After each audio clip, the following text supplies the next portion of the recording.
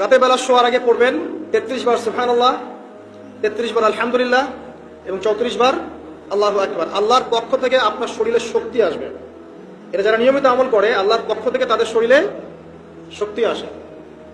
হ্যাঁ, কারণ এইটা রাসূল সাল্লাল্লাহু আলাইহি ওয়াসাল্লাম কাকে শিখিয়ে দিয়েছেন? তার মেয়ে ফাতিমা রাদিয়াল্লাহু আনহাকে। ফাতিমা রাদিয়াল্লাহু আনহা এবং আলী রাদিয়াল্লাহু আনহু তারা দুজন গিয়েছেন আল্লাহ রাসূলের দরবারে, গিয়ে বলেছেন আমাদেরকে একজন দাসী বা দাস দিন, বাসার অনেক কাজ আমরা করতে পারি না, লাগে না কাজের মানুষ। নবী সাল্লাল্লাহু আলাইহি ওয়াসাল্লাম বলছেন যে আমি কি তোমাদেরকে এমন কিছু শিখিয়ে দিব যেটা তোমাদের এই দাস দাসের অভাব পূরণ করে দিবে, প্রয়োজন হবে না? অবশ্যই শিখিয়ে দিন।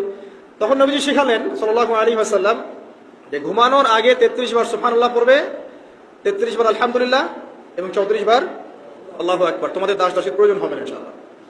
তো ব্যাখ্যায় অনেক ওলামায়ে কেরাম বলেছেন এটা নিয়মিত আমল করতে থাকলে রোগ ব্যাধি কম হয়, শরীরে শক্তি আসে, এনার্জি বাড়ে, আপনি নিজের কাজ নিজেই করতে পারবেন ইনশাআল্লাহ আযজা ওয়া জাল। আসুন সামনে যাই। এরকম ঘুমানোর আরো বেশ কিছু আমল আছে, আমি অল্প কয়েকটা বললাম, এগুলোই করা শুরু করেন, আল্লাহ তৌফিক দান করুন। আর যদি পারেন ওযু করে ঘুমাতে পারলে আরো বেশি ভালো হয়। এবার আপনি ঘুমাচ্ছেন ডান কাত হয়ে, কি পড়বেন এই সময়? আল্লাহুম্মা বিসমিকা আমুতু ওয়া আহইয়া, আলহামদুলিল্লাহ, দোয়া সবার মুখস্থ আছে। এবার ঘুমান। এই যে ঘুমাচ্ছেন আপনি 3 ঘন্টা বা 4.5 ঘন্টা বা 6 ঘন্টা, আপনার এই পুরো ঘুমটা হবে ইবাদত ইনশাআল্লাহ। এবং পবিত্র অবস্থায় ঘুমানোর অভ্যাস করতে থাকলে আল্লাহর পক্ষ থেকে আপনি সত্য স্বপ্ন দেখতে পারেন। এখনকার সায়েন্স একটা বিশ্বাস করে না, আর এই সায়েন্স নিয়ে আমার কোনো মাথা ব্যথাও নাই, কারণ এই আজকে একটা কথা বলে কালকে একটা কথা বলে, ঠিক আছে? তো আল্লাহর পক্ষ থেকে আপনি সত্য স্বপ্ন দেখতে পারেন।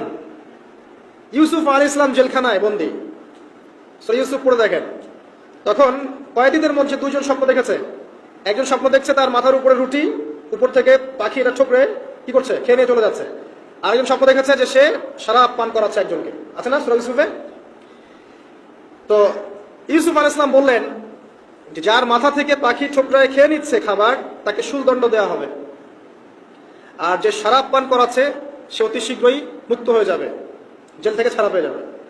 কয়েকদিন পর তাই হলো। এই যে স্বপ্ন যারা দেখেছে এরা কি মুসলিম? এই স্বপ্ন যারা দেখেছে এরা কিন্তু মুসলিম না। ইউসুফ আলাইহিস সালাম মুসলিম, তিনি আল্লাহর নবী, তিনি স্বপ্নের ব্যাখ্যা করছেন, কিন্তু এখানে একজন অমুসলিমের স্বপ্ন সত্য হয়েছে। একজন অমুসলিমকে আল্লাহ পাক স্বপ্ন দেখাতে পারেন, দলিল আছে কোরআনে। সত্য স্বপ্নের একটা বিষয় আছে যেটার জন্য অবশ্যই আল্লাহর পক্ষ থেকে নূর দরকার, স্বচ্ছ একটা মন দরকার, কলবুন সালিম দরকার, বেশি বেশি আমল দরকার, হ্যাঁ, আধ্যাত্মিকত্ব দরকার, আল্লাহর মারিফত দরকার। তারপরে ইনশাআল্লাহ সত্য স্বপ্নের প্রশ্ন আসবে। সারাদিন টিভি দেখে, গান শুনে, সিরিয়াল দেখে, গালিগালাজ করে, গীবত তহমত করে, খোঁচাখুচি করে, চুলাচুলি করে, এদের সাথে সত্য স্বপ্নের কি সম্পর্ক? এদেরকে তো শয়তান স্বপ্ন দেখাবে। কথা বুঝতে পারছেন না?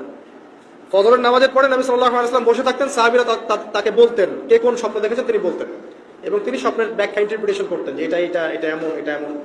এমনকি এই যে আপনার উহুদের যুদ্ধের আগের রাতে অনেক সাহাবী স্বপ্ন দেখেছেন, এবং পরের দিন দেখবেন উহুদের দিনে অনেক সাহাবী শহীদ হয়েছেন। তো যাই হোক, ওইদিকে আমি যাচ্ছি না।